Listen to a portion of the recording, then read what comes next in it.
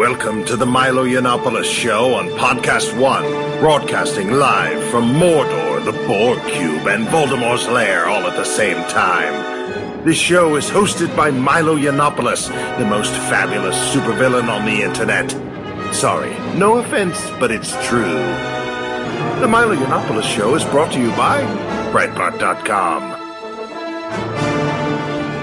Welcome back to the Milo Yiannopoulos Show, and this week's guest is Alex Marlow. Alex is my boss. Hello, Alex. Hello, Milo. Thank you for having me. An honor to be on the show. Alex Marlow is the editor-in-chief of Breitbart News. He is the one who is responsible for allowing me to write all of the terrible, mischievous, incorrigible things that I write, and also providing me with the space on the site to raise havoc, raise merry hell at American college campuses. Normally, I wouldn't take all of the credit, but today we'll make an exception. I'm also probably one of the co-creators of the show. I could give myself that credit. No, you are. I think you're responsible for that, and for the show that we want to do ultimately, the show for which this is really just the warm up. And which show is that? That is Marlopoulos. Marlopoulos. Wow, I tune into that. What's the concept? Marlow there? On Milo. Oh. This is just the two of us. That was at our first gay reference. We're shooting the shit. 45 seconds in. Marlow on Milo. I'm across from Alex in his study in Washington D.C., and as those of you who've seen him on CNN will know, he is a fine figure of a man. Perhaps the most handsome editor working in America today. See, that's the second time you've said that, and the third time I know it's real, because that's Milo's. Rule, don't we? Yes, we do. Milo's rule is a compliment. Is only legitimate if he repeats it 3 times. This is the infamous Breitbart news desk. Those of you who ever check out our broadcast on Sirius XM, this is the news desk at Breitbart.com, where I have all my monitors set up. I set my dogs up here, my beagle and my mutt, and we try to cause trouble and mischief and mayhem. So one of the ways in which Breitbart's doing a good job of that is my college tour this year. Absolutely. The Dangerous Faggot Tour. This is an amazing, what's happening across these colleges is absolutely amazing. And most recently, the chalkening, which describes the upset, distress, and trauma experienced by some liberal students at the sight of chalk on sidewalks, has become sort of emblematic of just how far the craziness on American college campuses has gone. So I spoke recently at Emory, which was the birthplace of the chalkening, and I was gratified to see after that lots of Dangerous Faggot and Yiannopoulos 2016 have begun to appear on sidewalks at UCSB and UCLA, or all sorts of other wonderful places that I'll be talking about later in the year. Was it this bad when you were at college?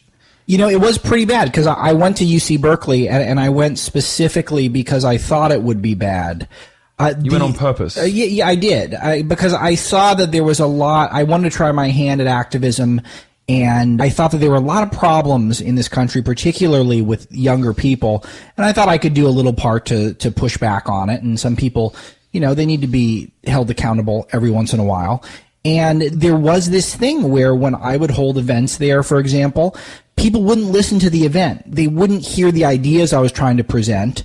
Right of center, but most of them really reasonable. People who know me, I'm not quite as much of a bomb thrower as you are, Milo, and it's a... Anyone who's read Breitbart's front page might disagree. Well, look, I like to throw a bomb every now and again. You just don't throw it with your name attached to it. That's true. Well, look, everyone knows where I am. Everyone knows where to find me, alex@breitbart.com. So my email is open, ladies and gentlemen.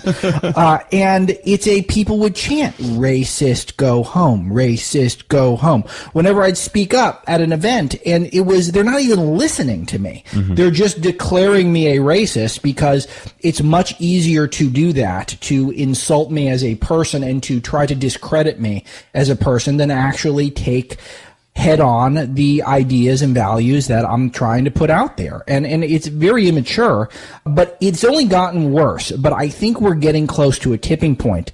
And this is where your listeners and your fans are the best examples of that, because they really are taking matters into their own hands and fighting back against some of these campus bullies. I'll tell you something that I have found very interesting to observe, and it's something we discussed at lunch a few minutes ago, and I think listeners are going to be interested in it too. resistance to social justice has traditionally come from free speech activists who have in the past been a little dorky, a little nerdy, haven't been, the most popular kids on campus, right, haven't been the people having all the sex, haven't been the people at all the frat parties necessarily. And the resistance to them has, sort of come from a few libertarian and conservative journalists and a couple of college Republicans who can sometimes be earnest, lovely guys, but not, let's say, the life and soul of the fraternity house. Something's changing, and it's changing. I think it's only really happened in the last 6 months, and I would like to imagine partly as a result of my tour. Certainly, if my audiences are anything to go by, that's the case. Some of the popular kids, if you want to put it like that, the rich, successful, well-connected kids from nice families whose lives have a very nice path mapped, they have a very nice path mapped ahead of them. These kids have realized that the excesses of the progressive left, the excesses of social justice, are now endangering the easy life they thought they'd have when they graduate. They're realizing that even Goldman Sachs won't necessarily hire them because even though they're, top of their class from a great university, because maybe Goldman Sachs needs a woman, maybe Goldman Sachs needs a black guy, maybe Goldman Sachs needs a homosexual. And they need these diversity quotas, even in the, the upper echelons of power in American industry, started to affect people they hadn't affected before. They've started to encroach on the life plans and on the futures of rich WASPy types who wouldn't previously have had much motivation for getting involved in campus politics. So I've noticed, and I don't know whether you've seen some of this too, from the Trump support on campus. We certainly covered a lot of it on the site. But I've started to notice the kinds of resistance that the feminists and progressives are coming up against is changing. And I don't think, the dowdy, miserable, unattractive-looking feminist contingent is going to have much success in the media or much persuasive success coming up against the popular, athletic, rich kids that are now coming out in vast numbers to protest social justice on campus. Yeah, and some of these people, what you're identifying is that there was no cool factor in those who oppose the college Republican type, of which I was a member of the college Republicans, of those who oppose the campus activist left. And that cool gap is shrinking a little bit. It's becoming a little closer. And this is very important. And I'm not saying this as someone, I don't know if I was a cool guy or not, Milo. You definitely look like a cool guy. I'm looking at Milo is debuting plenty of new bling today. I've shown up. Well, it's 4:20 today. Wait, you'll be listening to this show on Friday, but we're recording on 4:20. Okay. So I've shown up in Air Jordans, and I have a Chicago Bulls vest. The Chicago Bulls. Do you know who Derrick Rose is, Milo? I mean, vaguely. Do you know? I've probably jacked off to him. I don't know. Okay, do you know that he was the MVP at one point? Yes, I think I did know that. Okay, good. I think I did know that. That's good to know. It's a great looking jersey. What can I say? Well, thank you. Actually, when I arrived, Alex said I looked like a what was it, a black 6-year-old or something? 7-year-old. 7-year-old. That's exactly the look I was going for. I've got my Diamante dog tags. I've just had my ear pierced. I say that in terms of that they actually have more style than I do. Your average black 7-year-old. Well, me too. I mean, all of us. So, but what we're discussing here is that there is every movement needs spokespeople, and the spokespeople must be cool. And I say this because the left has always used this, and I'm not saying I think I'm neutral on the cool scale. You're on the cool side of the scale. You're not neutral to me. Thank you, Milo. I appreciate that. But I'm not really on the cool or uncool side. But if you think about the left is really run by the cool guys. Who got Barack Obama into power? First of all, Obama was the cool guy, and he had Scarlett Johansson and will.i.am going out there making videos, being cool on TV, and that overwhelmed the really logic and common sense and good ideas that were on the other side.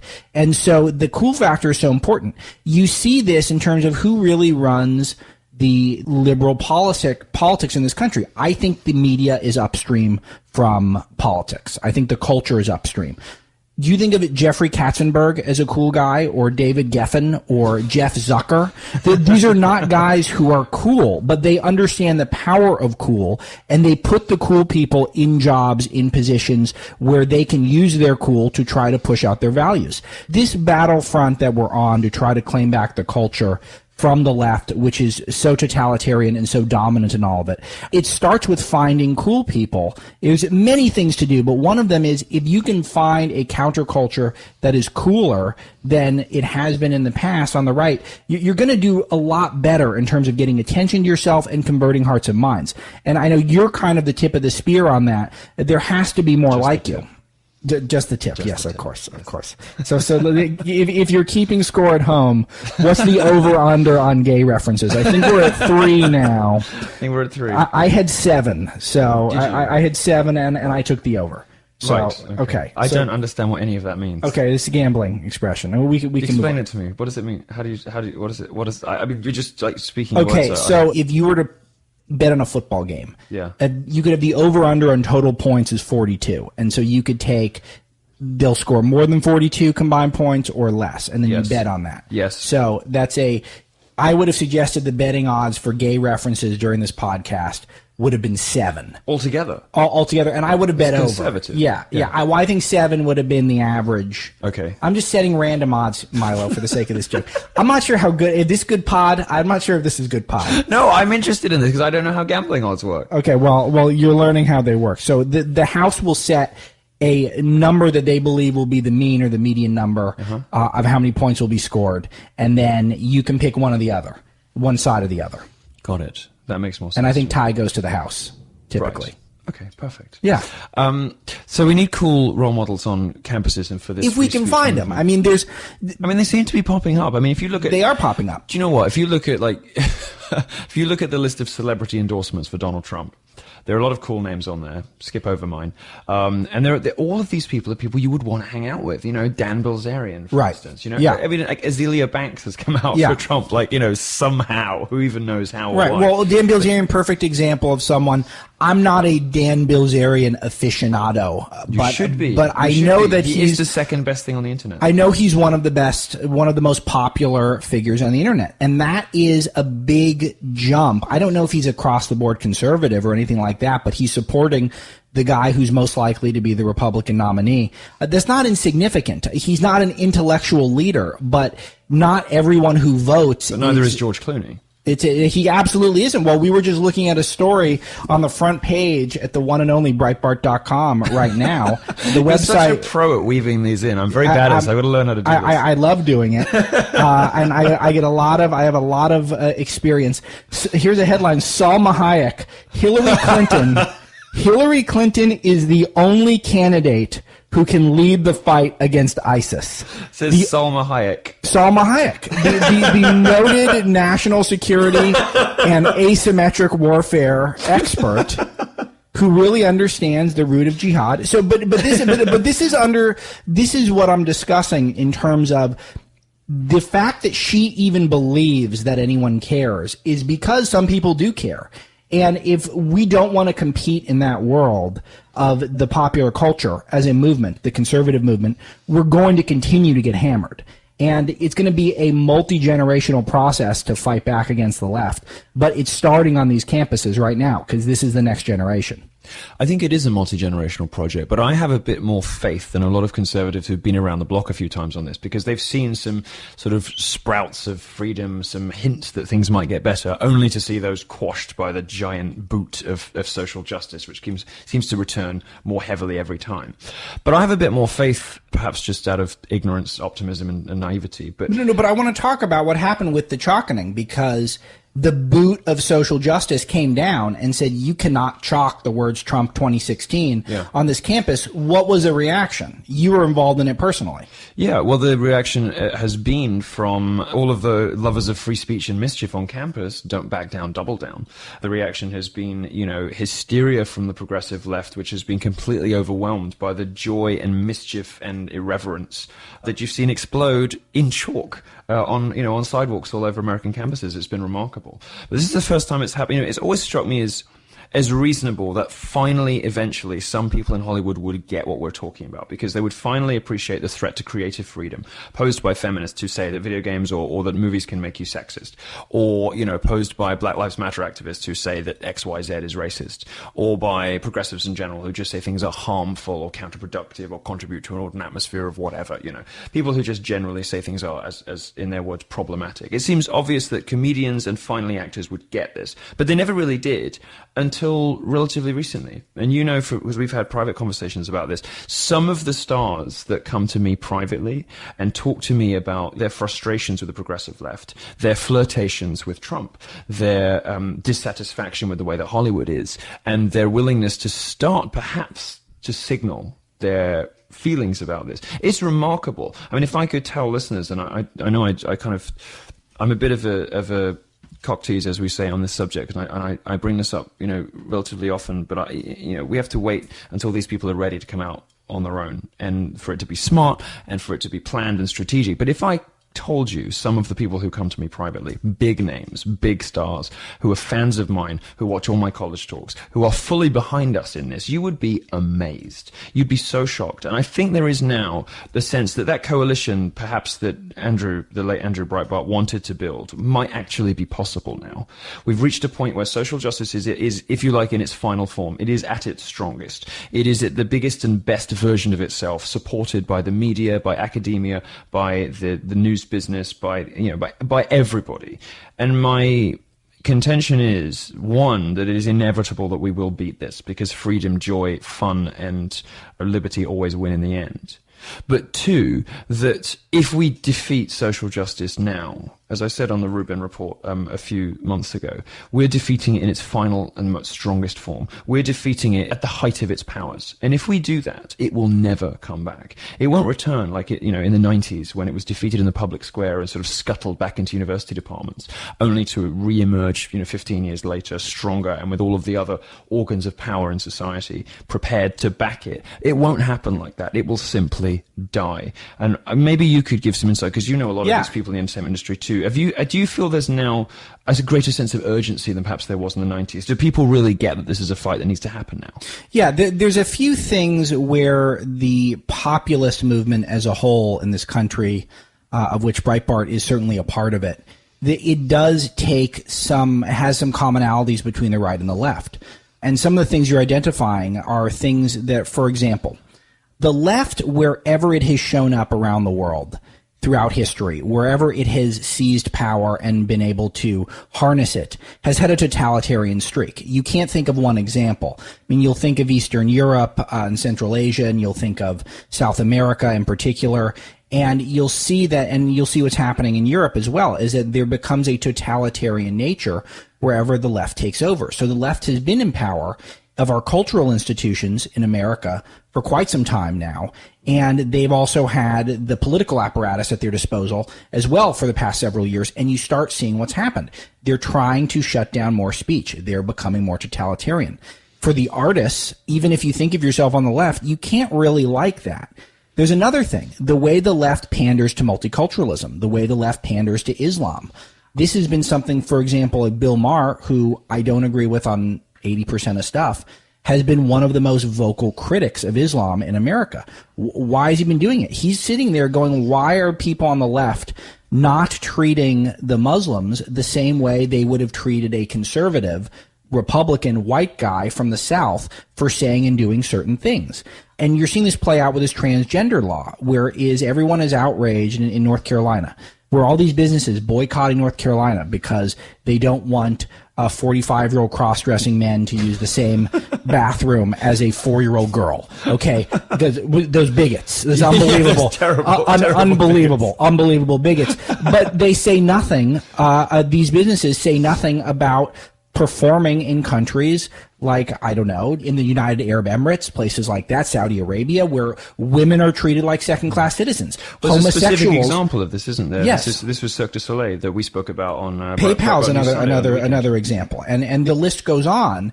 And we know where these companies, a lot of it's PR. It's not just isolate. A lot of them are trying to get attention. it's not even to call out the individual companies. It is the culture that we've created where it's acceptable. There is a war on women, Milo. It's just not here in the United States. It's happening in the Middle East. It's happening in places where what's happening in Europe right now, where you're from. Yeah. They're segregating train cars in Germany. Correct. We talked about this on the SiriusXM show. We did. And they're segregating train cars because the migrants who are coming in don't know how to treat women politely. That's putting it mildly. Quite mildly. And as for their opinions on homosexuals, the less said, the better. Though that has been the subject of an interesting video game recently. Yes. Now, as you know, I've become something of a connoisseur of video games over the last couple of years, thanks to my reporting on Gamergate and various other controversies in the entertainment industries. And I've got this new rule, because my time is limited, so I've got this new rule. I only play video games I'm in. And that catalogue has been enlarged this week with the addition... Was that what you were doing when I came in to your hotel room and you were yelling at some 11-year-old over a headset? Yes. Okay, yes. got it. That's full gamer, just screaming, calling him faggot, you know? Yes, understood. Okay, got it. Yeah, exactly. This is a full gamer. Connecting some dots here. Yeah. So the roster of games that I'm allowed to play that feature me was enlarged this week with the addition of Milo Tosser, which is a game where you play. It's been brilliantly reported in the gay press as being quote unquote ISIS inspired. So it's a game where you can throw me off a building, like off a roof, like ISIS do to homosexuals, and there's a target on the ground, you know, and if you don't meet the target, they'll just stone me instead. But if you do, that was interesting. That I noticed that was a interesting creative, we'll say, feature of the game. That if you survive getting chucked from a building, you'll then get stoned. And there's all these little like Allahu Akbar in the background. It's a lovely thing. And it is a lovely thing, though. But this is what we're talking about, because this is art, this is creativity, this is humor. This is reminding people of that awkward truth. And the reason I brought it up, not just to remind people that I'm the kind of person that has video games made about them, but also more importantly, that this is how we win. Right. This is how we do it. Precisely. This is how we win. This is a video game that reminds you of the worst excesses of progressive hypocrisy. Yes. Whilst reminding you of, you know, just how bad some of these guys are. Now, I would say it didn't quite go far enough, because it isn't just ISIS that you'll be killed by if you're a homosexual. Was it 10, 11 Muslim countries? It's mainstream Muslim culture, and they don't treat women much better in mainstream Muslim societies either. And those surveys that come out in the UK showing that even among British Muslims, half or just over half of them want gay sex made illegal, I think should tell the progressive left something about the group that they have identified as victim number one. Right. Well, and they insist on being labeled progressive. Is that progressive? Really? I'm the guy who runs Breitbart, and I'm outraged. I'm outraged at this poll reaction. Was it 39% of them say a woman should always obey her husband? 25% of them want Sharia law. Right. You know, now in Germany, we're starting to see the results of this. We're starting to see what happens when you bring these people in en masse. And it's, as you said earlier, segregated train carriages. We are back to the era of segregated train carriages. I mean, it's indistinguishable from Saudi Arabia. You know, you have these German politicians victim blaming. Anyway. See, I don't know whether to be encouraged or discouraged, because these seems like very easy to win arguments if only conservatives, and you don't even have to be conservative. This stuff is all so common sense. If you could just make them to your friends and family that why are we so concerned? Why are we spending so much time on trannies using whichever bathroom they want when we have homosexuals literally being thrown from buildings and then subsequently stoned to death just for being fabulous? I mean, is this really the world we want? I'm sure none of my show's listeners are going to be excited by a world in which I, as the most fabulous man in America, are on the risk of being thrown off a building. But the video game thing, this is how we win. It is. Because this guy, I don't know this guy. This guy is Riff Raff Games. I've never heard of him. He emailed me a few times and he seems lovely. But he has instinctively understood something that establishment conservatives, rich conservatives, the conservative movement in general has forgotten, has lost, that politics is downstream from culture, that you win by changing people's minds with fun, entertainment, with humor. You know, and this game is something I hope we see a lot more of in the future. This is a perfect example of how you fight back against the sort of progressive hypocrisy. And one thing that, before we go to break, one thing I'll say about this game, the reason I know it worked is the torturous reporting from the left on this. Yes. They just don't know how to report on it. They can't say, oh, this is awful because it's killing gay people, but, oh God, it's Muslims. What do we do? Yes. And it's precisely that you can read between the lines of like the Pink News write-up or the Gay Times write-up or whatever it is. You can read between the lines the abject panic and horror. These people know they have to write it up, but they don't know what line to take. They don't know what to say about it. They're just too petrified of coming down on one side or the other. That's the point. That's what we want to remind people of, the absurd, insane hypocrisy of these positions. And, you know, I think all power to Riff Raff Games. All power to Riff Raff Games. But that's where it starts. And there's you have to, if you want to be relevant in the culture now, you do have to do some attention seeking. And that you can't you don't just have to tell me. Yeah, I'm aware of that. But if you want to politely write these things down on a blog, then it's that's fine. But if you want to change things large scale, and things need changing, look at what's happening in Europe. We need to get people focused on these important issues and try to get them to tune out some of the less important stuff that you're told is all a distraction, Milo. Don't you think it's all a ruse, what's happening on these campuses, getting people to focus on non-issues, taking their eye off the ball on what's really afflicting this country and Western civilization right now?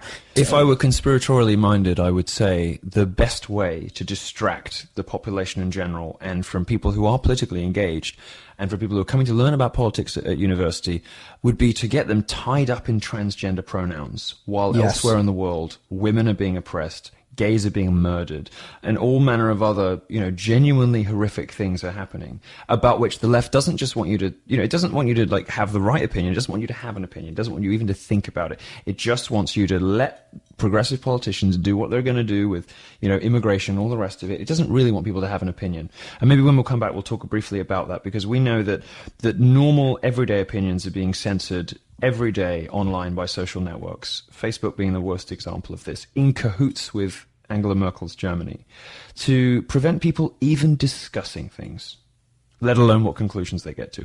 We'll be back after these messages. Who here has a shattered iPhone? Thought so. I want to tell you guys about the best iPhone repair service out there, iCracked. Why ever deal with the geniuses at the Apple Store or sketchy fix-it techs ever again? iCracked sends a professional iPhone repair technician called an iTech to your home, office, or coffee shop at morning, noon, or night. Think of iCracked as Uber meets iPhone repair. They work around your schedule, wherever and whenever is convenient. iCracked has 5,000 of these iTechs in 600 cities across the U.S. They do fast, quality work, and they stand behind it. Every repair comes with a lifetime warranty. If you find yourself with a shattered iPhone, visit iCracked.com and schedule your appointment. It's really that easy. For a limited time, listeners get a free tempered glass screen protector with your on-demand repair. Request your repair at iCracked.com/Milo. That's iCracked.com/MILO for a free tempered glass screen protector. It's the podcast with political analysis as rigorous as my daily hair care routine. Welcome back to the Milo Yiannopoulos Show on Podcast One. I'm here with Alex Marlow, the editor-in-chief of Breitbart News. Now, we just got onto an interesting subject, and I know you have views on this too. I think we're of one mind on this. My impression of the left, and maybe because I've come to this a little late, because I've become more sort of active and had more of a public profile in the last 2 years, and I'm coming to the progressive movement in its sort of late decadent phase, if you like, when they're really kind of overplaying their hand and being really preposterous. My experience of this on college, you know, when I have college campus talks and whatever, isn't that progressives want people to have the right opinion. It's that they don't even want discussions to be had in many cases. So that talk that I was banned from at Manchester University in England, the title of which was "Does Feminism Have a Problem with Free Speech?" was funny because I wasn't the first person to be banned. My interlocutor had also already been banned from campus, so we were both the pro and the con side on "Does Feminism Have a Problem with Free Speech?" We're both banned from speaking. And this is an example the left just doesn't want these discussions to be had at all. And we've reported at some length on Facebook's I don't know what you'd call it, collaboration with the German government to censor perfectly ordinary, respectable, reasonable points of view, concerns that German citizens have about the 1.5 million Syrian immigrants, and who knows if that's even the full number, flooding into the country and fundamentally changing the fabric of that country. It's got to be the biggest, the most horrifying and the most significant threat to free speech in the world, isn't it? Well, it has to be, and this is the reason why is because we are all these creatures of social media where we can't turn it off. It seems like we're incapable of having our own thoughts. We have to reference to see what other people think. What are people hitting the like button? I know Bret Easton Ellis talks about this at length. This cult of likability that we have in our society now, where there's so much focus on is something likable on social media. And I go on very few crusades. Consider myself an open-minded person. I'm definitely interested in the free flow of ideas much more than agreement. The one crusade I'm on is rejecting the idea that other people make up your mind for you, that you accepting things as truth the first time you hear them. This comes from, I was schooled in, I came up in the news during an era of horrendous media bias where the media was completely unchecked. There was no conservative media. There was no one to hold them accountable. There was no social media where people could complain, and there was no democratized media. So what that meant was that whatever the media said was gospel, and I realized it was not gospel, and so I dedicated my 20s to fighting back against it. But in a nutshell, the crusade is just don't believe what people say to you the first time. You have to look into it. You have to do your own research. Don't even your professors and your friends, and they might not have all the facts. Seek out the other side. And I'm convinced we're going to win a lot of converts, Milo, to our ideas, you and I, if people simply think things through for themselves and just don't take the party line, which most often is going to come from someone of the left because Hollywood is left. The media is left. The universities are left. And so I think we're going to be at a huge advantage if we just have democratized information. So what are we seeing now that information has been democratized?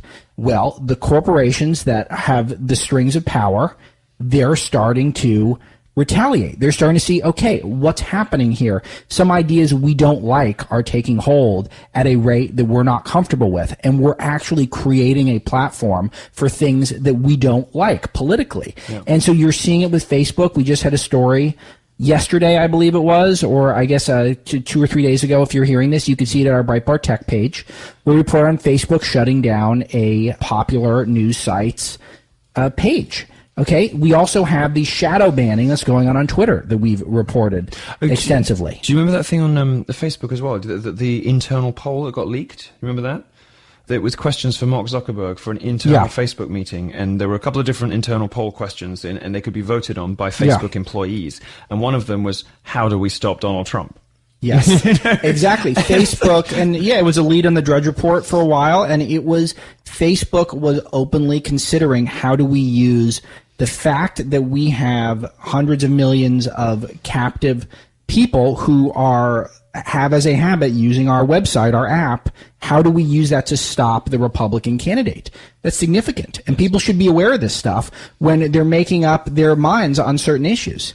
I'm not a Facebook hater or I'm not a Twitter hater, but you do need to understand that these are tools that are not purely good in and of themselves. It's how you use them and whether or not you have to start holding the companies accountable, or else they're going to put their own agenda through, as they have since the dawn of time.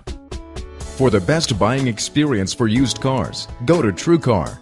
The wonderful people at TrueCar can help you find a great used car from their inventory of over 500,000 pre-owned vehicles from TrueCar certified dealers nationwide.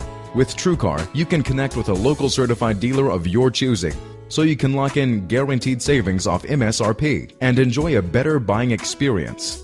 TrueCar customers are more likely to enjoy a faster buying process when they connect with TrueCar certified dealers. Over 2 million cars have been sold to TrueCar users by the TrueCar certified dealer network, and there are over 11,000 TrueCar certified dealers nationwide. You will work directly with a TrueCar certified dealer contact, and TrueCar users save an average of $3,279 off MSRP. Using the TrueCar website or the TrueCar app, you can easily find the car you want. So when you're ready to buy a new or used car, visit TrueCar.com. or download the TrueCar app to enjoy a better car buying experience. Some features are not available in all states. Forget finding a cure for cancer. I've got the cure for feminism. This is the Milo Yiannopoulos Show.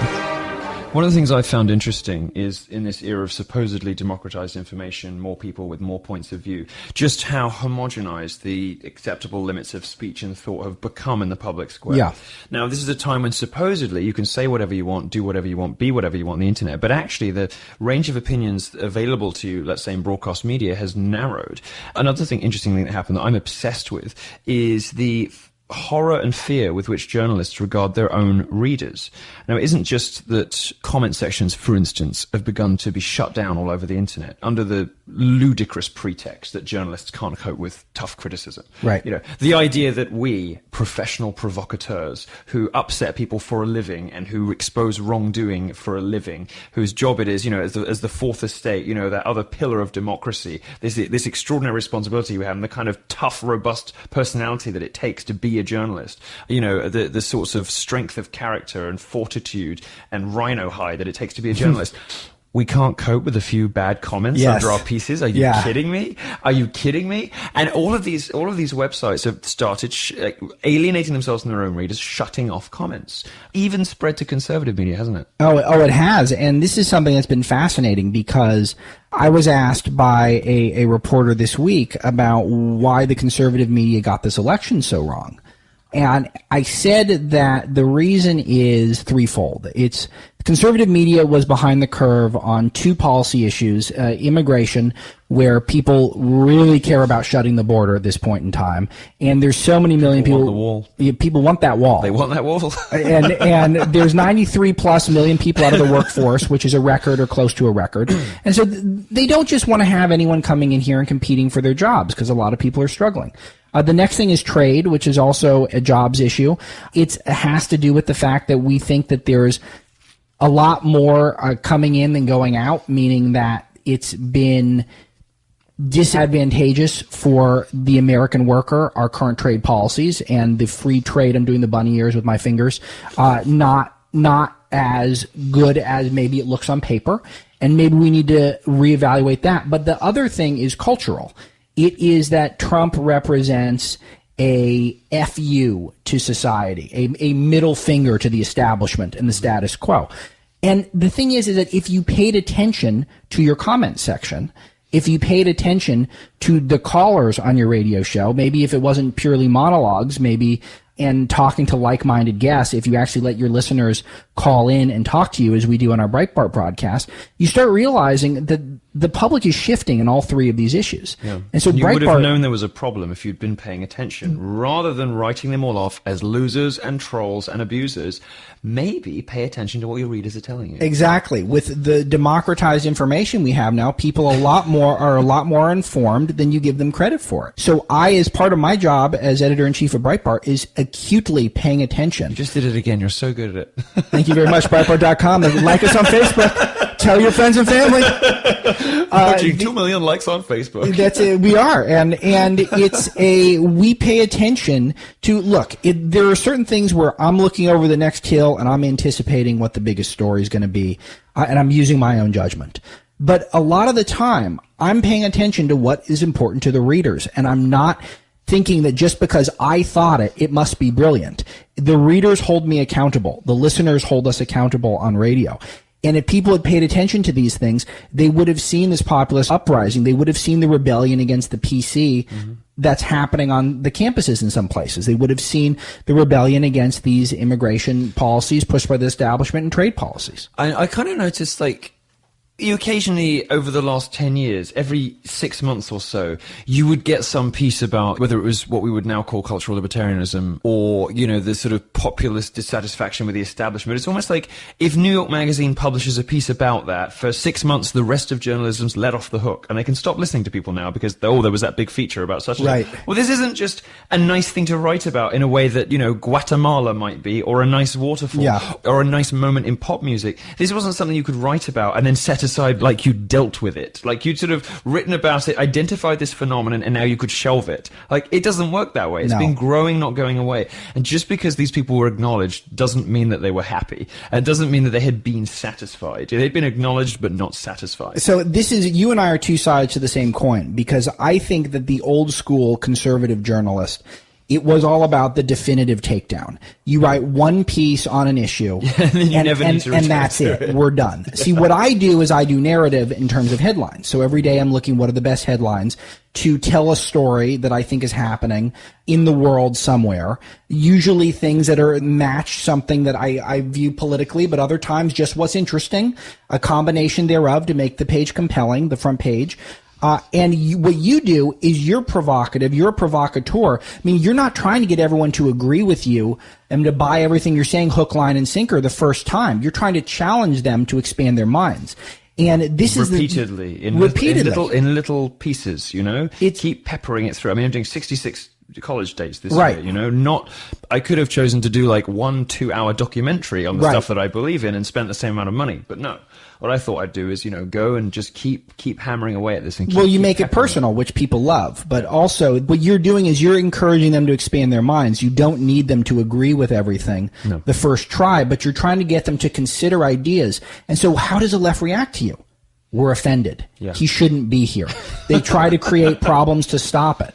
And so, hello, ladies and gentlemen, wake up. If they're saying this, it's because they're afraid. They're afraid of these ideas. They're afraid of what will happen if, God forbid, people consider what Milo has to say. Then what's going to happen? Well, it's going to eat away very quickly into what they've built since the Frankfurt School, which Andrew wrote about, which are these intellectuals from Europe who came to America and really took over the campuses for the left. And you are destroying something they've created that is very precious to them. And that's why I wanted to ask you something, and I know that I'm usually on the other side of the interview. So I wanted to ask you to talk about where you think the next few years, next 5 years or so, are going to go on these campuses, what trajectory everything is on right now.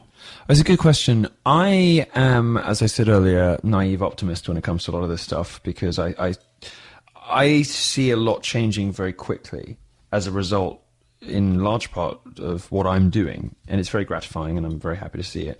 But it's very emboldening. I mean, I talk at a couple of colleges. I do Minnesota, Michigan, Pittsburgh, Rutgers, right?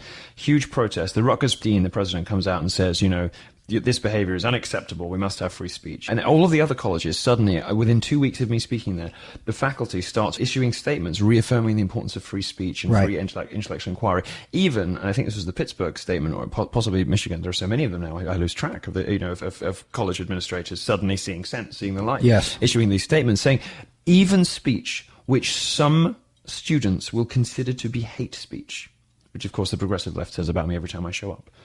This stuff it is essential that this is heard.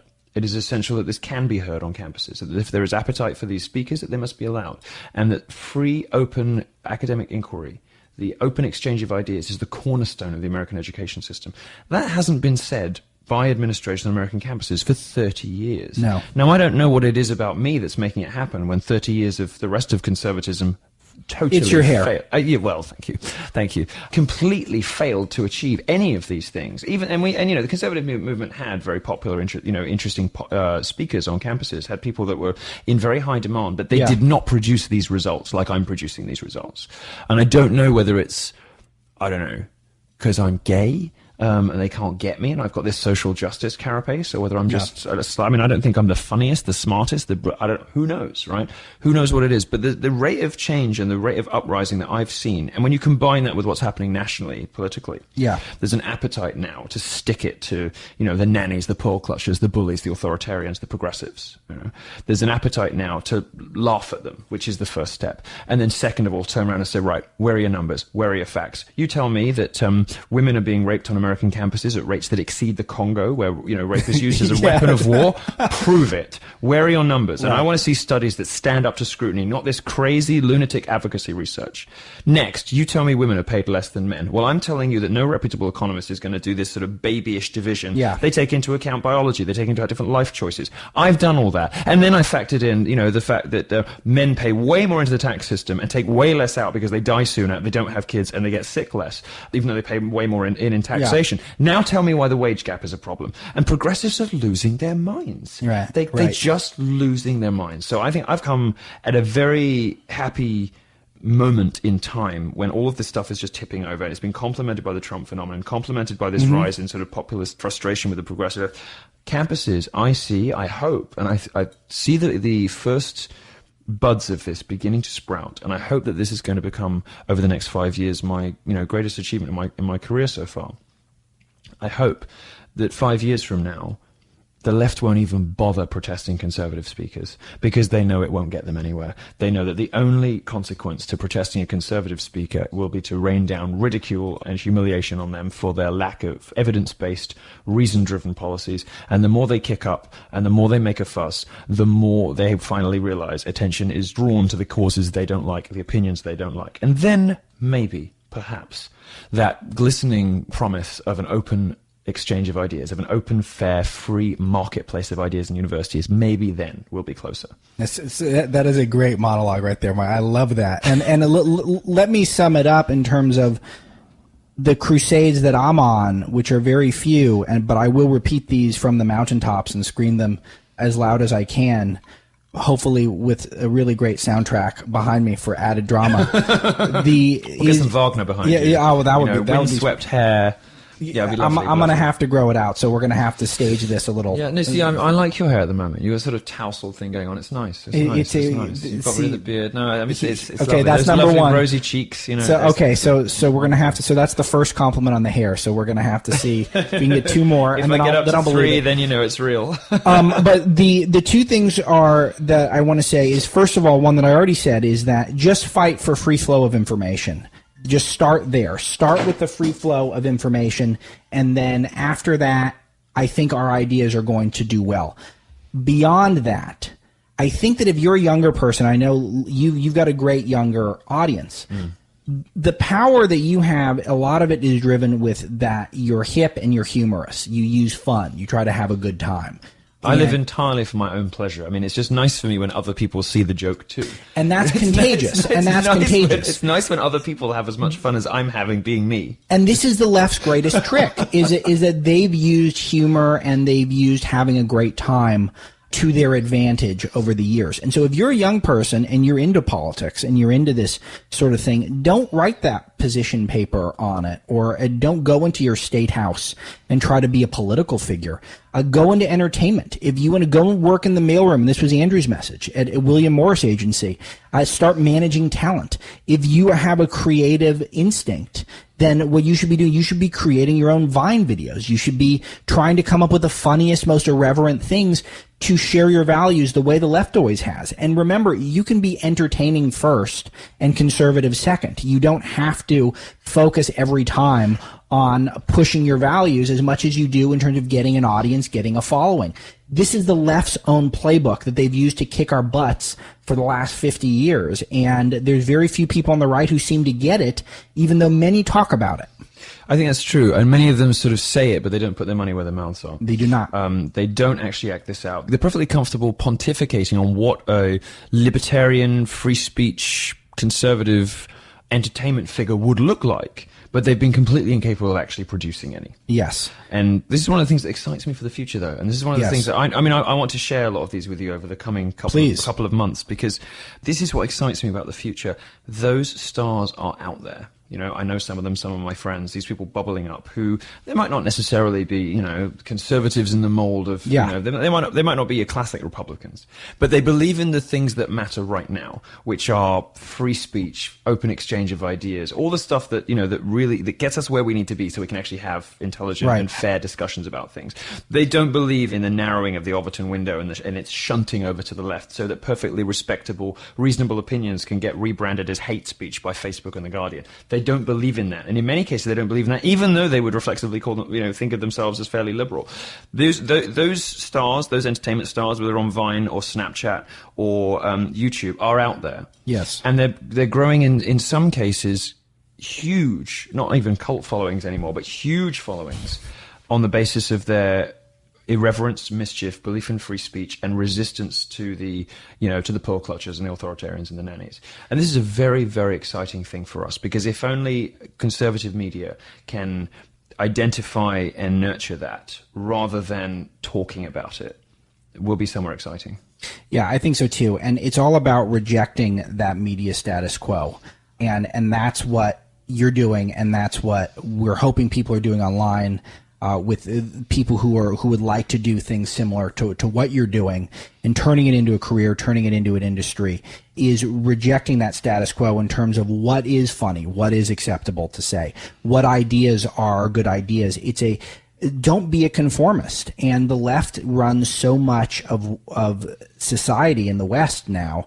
I know because your audience isn't confined to America, but the left progressivism is conformity. And so if you really are cool, if you really are a free thinker, then you're inevitably going to consider some of the ideas we're talking about here today, and some of the ideas that we promote at Breitbart, and some of the ideas that you talk about on your campus tours, which are not commonly held beliefs on the left. And that's a good thing. So just challenge yourself to think stuff through.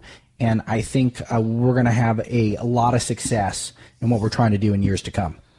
Well, there you have it. To be the new punk rock, you've got to be conservative, or at least libertarian. Hold on, I want to ask you about that, and I know we're due to wrap up, but sure. Is that reference too dated? Because I use that. Rock. Yeah, I was talking about. I got it from you, and when I say it, people's eyes glaze over. Yeah, how do we got to update this? Because I spoke to some high school kids last month, and they didn't get it, did they? They didn't get punk rock. Didn't get no, it. They don't know who the Sex Pistols are. No, I don't. I barely know.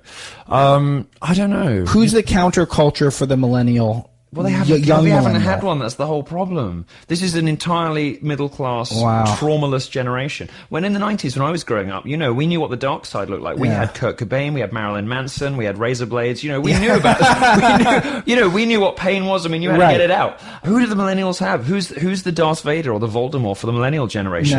Nobody. Yeah, they've never had one. They all have 60-inch plasmas, and no matter where they came from, and.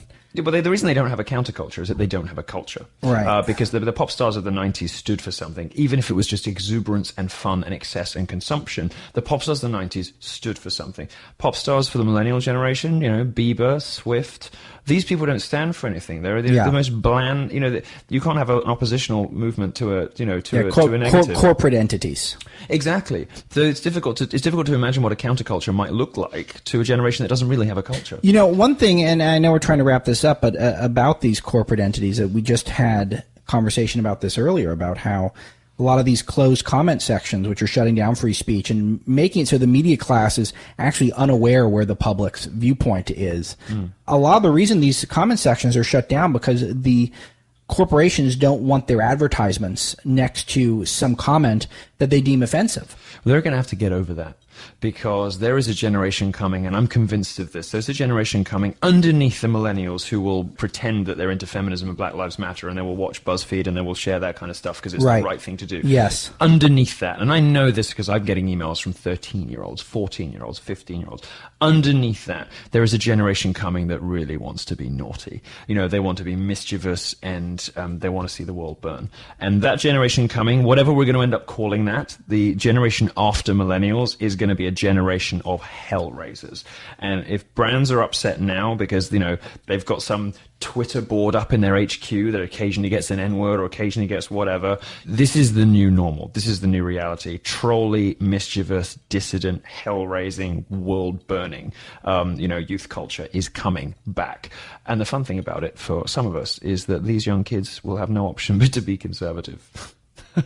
Well, because we're becoming what they're like Breitbart. We're becoming free speech central is what it is. And if you think what these people are reacting against, the stifling language policing, the speech codes, the endless bullying and harassment from people who say that you're sexist when you're not, that you're racist when you're not, when you're homophobic when you're not, when you're transphobic and you don't even know what that means.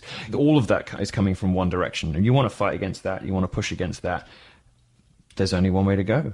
So I don't know if we're going to call it punk rockers or what we're going to call it, but we'll revisit that on future episodes. I think it should be your job to name this next generation after the millennials. What are they? We're gonna over the next couple of months. I hope you'll come back on the show. I would love to. We'll discuss this some more, and then perhaps you could be responsible for because everybody wants, I think, by the end of their career, any kind of commentator or pundit or journalist wants You know that term that everybody uses, whether it's podcast, which was invented by Ben Hammersley in the UK, or metrosexual, which was invented by somebody who then tried to make spawn a sexual takeoff, which was terrible.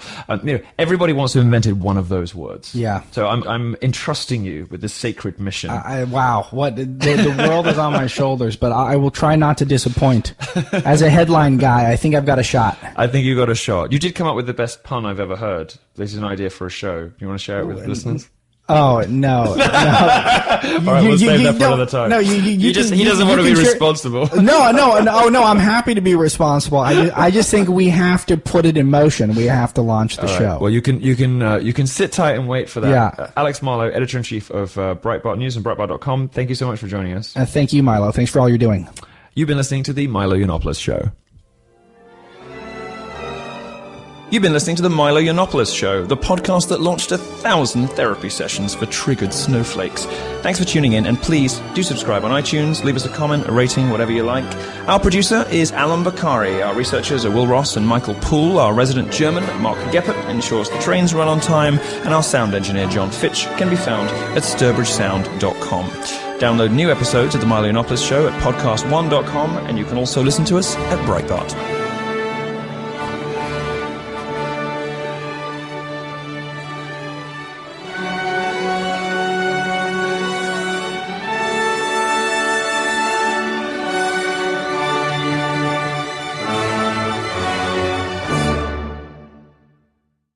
Stay tuned for 60-second AP News headlines.